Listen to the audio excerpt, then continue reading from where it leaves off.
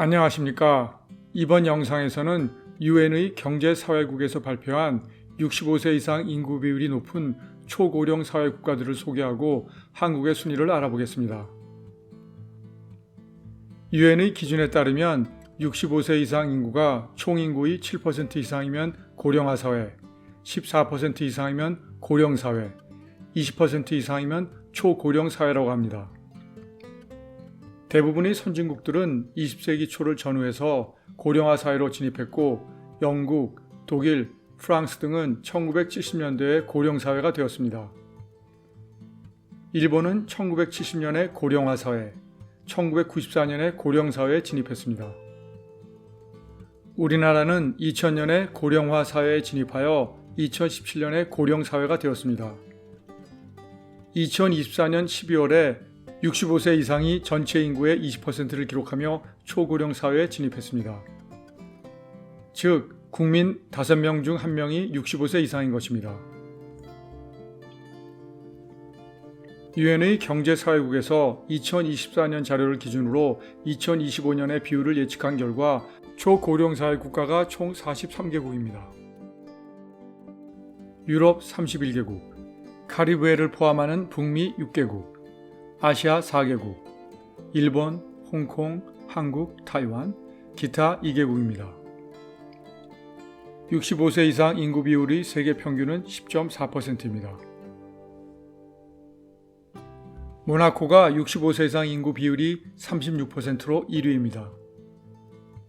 모나코 인구의 연령 중간값은 57세로 매우 높습니다. 즉, 전체 연령 분포에서 중간에 해당하는 연령이 57세라는 것입니다. 모나코는 세금 피난처 국가여서 나이가 많은 부유한 외국인들이 많기 때문입니다. 노령화 문제가 심각한 것으로 잘 알려진 일본이 30%로 2위이고 남대서양의 영국령 세인트 헬레나도 조세 피난처이기 때문인지 27.8%로 3위입니다. 카리브해의 프랑스령인 마르티니크는 26.3%로 4위인데 아마도 프랑스 은퇴자들이 많이 살기 때문인 것 같습니다. 5위는 25.3%인 푸에르토리코입니다. 아시아 국가로서는 홍콩이 23.7%로 일본 다음으로 독일과 함께 공동 11위입니다. 우리나라는 20.3%로 40위, 타이완이 20.1%로 43위입니다. 스위스, 캐나다, 루마니아도 2025년에는 초고령 사회로 진입합니다. 초고령 사회가 되는 가장 큰 이유는 낮은 출산율과 평균 수명의 증가입니다.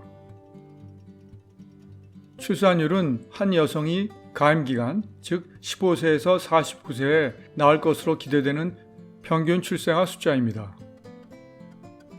인구 이동이 없고 사망률에 변화가 없다고 가정하면 출산율 2.1명이 인구 증가율의 안정성을 제공하여 인구 대체 출산율이라고 합니다. 즉, 한 쌍의 부부가 부부를 대체하기 위해 2명의 아이를 낳아야 하며 유아 사망 사고에 대비해서 0.1명을 더 낳아야 한다는 의미입니다. Population Reference Bureau에 따르면 2024년 기준 출산율이 낮은 순위 20개 국가에 아시아는 우리나라를 포함한 8개국, 유럽은 8개국, 중남미 3개국, 아프리카 1개국이 포함되어 있습니다. 마카오가 가장 낮고 우리나라가 2위입니다. 태국의 출산율이 낮은 것이 의외입니다. 전쟁 중인 우크라이나도 출산율이 낮은데 초고령 사회국가 5위인 푸에르토리코는 인구의 50% 이상이 천주교도인데 출산율이 낮습니다. 최근의 보도에 따르면 우리나라는 2015년에 1.24였는데 8년간 출산율이 계속 감소하여 2023년에는 0.7이었다가 2024년에는 조금 증가하여 0.75라고 합니다. 따라서 Population Reference Bureau의 자료는 조금 정확하지 않은 것 같습니다. 평균 수명을 보면 2024년 기준 초고령 사회 국가인 아시아의 4개국, 홍콩, 일본, 한국, 타이완이 각각 1위, 2위, 3위, 42위입니다. 즉, 높은 평균 수명이 노인 인구의 증가에 큰 영향을 주고 있습니다. 그런데 타이완의 평균 수명이 높지 않은 것이 의외입니다.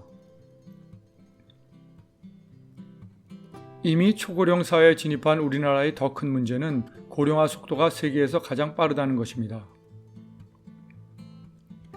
우리나라는 고령화 사회에서 고령 사회로 진입하는 데 17년이 걸렸는데 프랑스는 115년, 미국은 73년, 독일은 40년, 일본은 24년이 걸렸습니다. 우리나라의 빠른 고령화 속도 때문에 국가와 사회, 개인이 변화에 적응하고 대응할 시간이 절대적으로 부족합니다. 고령자 비중이 커지면서 생산 가능 인구, 즉 15세에서 64세 인구가 감소하고 노동력이 부족하기 때문에 경제 성장률이 둔화될 수 있습니다. 또한 노동 인구가 줄면서 세수가 감소하는데 고령자에 대한 사회 지원은 갈수록 확대되어 연금을 비롯한 복지 비용이 증가하는 문제도 큽니다. 그렇지만 1960년대 이후 기적적인 경제 성장을 이룬 우리 국민들의 저력으로 초고령 사회의 어려움을 반드시 극복할 수 있다고 믿습니다. 시청해 주셔서 감사합니다.